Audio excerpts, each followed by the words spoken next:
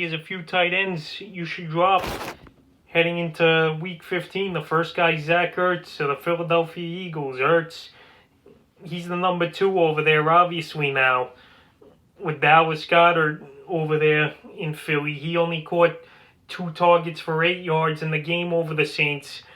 Ertz, he was doing a lot of running in this game, but Dallas Goedert, he had a pretty good game. And Ertz now, in his 2 games back, he hasn't done much. And if there's better options on your waiver wire or on your roster and you need another position, I don't think there's any point to holding on to Zach Ertz. This week, he's got a mediocre matchup versus the Arizona Cardinals that give up the 4th least amount of fantasy points to tight ends. He's not going to get as many snaps as Goddard, and I think the Eagles, they don't want to pay him anyway, and they're going to let him walk in the offseason. So the less playing time he gets, the less they got to worry about paying him and stuff, and that's what I think happens this week. So Zach Ertz, I think he's droppable, and he's still owned in way too many leagues at 58%, so he's the first guy to go. The second guy is Noah Fant of the Denver Broncos. Fant, just every week it's something up with him, and then he was sick in this game.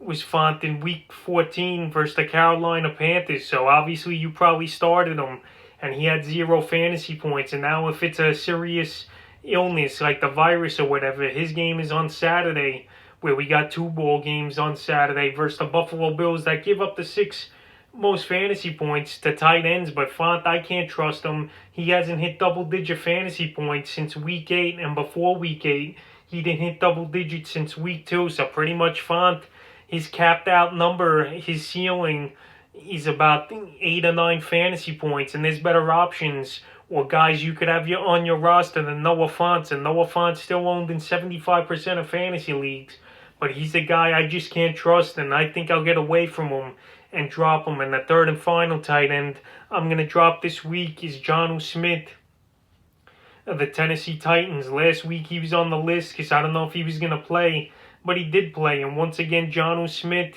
came up with an empty ball game, 4.3 fantasy points, 2 catches, 20 yards, and a rush attempt for 3 yards versus Jacksonville. And this week, he versus the Detroit Lions that give up the 6th least amount of fantasy points to tight end. Smith, he just hasn't been getting the job really done. Now, he hasn't hit a double-digit fantasy game since Week 11, and he was a touchdown-dependent tight end the whole season with Smith. And once again, he didn't find the end zone here. He's only going to get 3 or 4 fantasy points. So he's a guy I can't trust, especially in the semifinals now. So if he don't get the touchdown, he don't get the yards or the receptions, really. And I'm going to steer away from him. He's still owned in 68% of leagues, but that should drop more. So Jonnu Smith I'm dropping, and that's a few tight ends I'm going to drop heading into Week 15.